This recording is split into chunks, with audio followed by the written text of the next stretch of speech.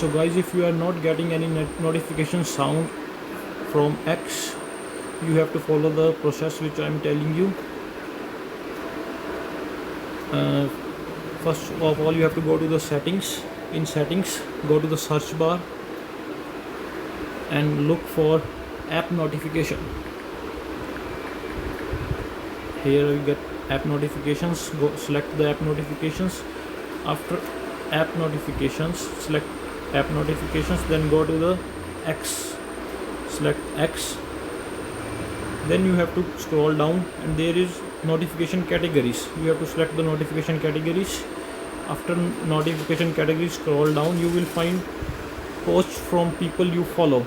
If you are not getting notification sound from the, if anyone posts and you are not getting anyone, select this post from people you follow, select it. Look, the notifications are on, but its sound is on silent.